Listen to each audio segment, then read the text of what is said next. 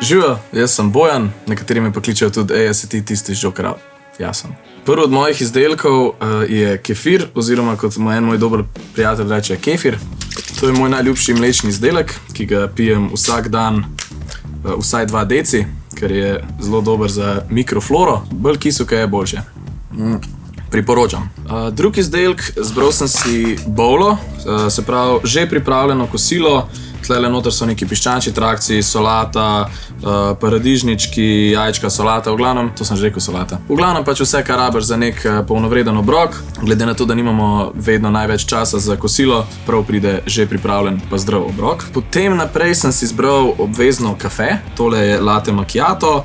Je fajn, ker za kuhanje kave včasih tudi nažalost manjka časa ali pa prostora. Tukaj na placu recimo mi nimamo pač kuhalnika za kavo, tako da tale že pripravljena kava nam dobro dene in jo vsi pijemo. Bomo zdaj oddelali lososa.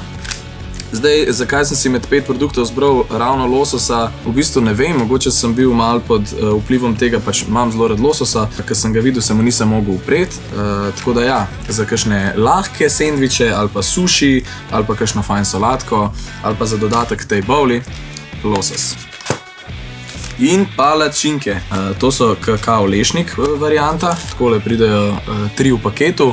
Bi rekel, da so srednje velikosti, ampak drugače te palačinke ponovadi pač še pogreješ v mikrovalovki. Pa čisto dobre so tudi brez tega. 1, 2, 3, 4, 5.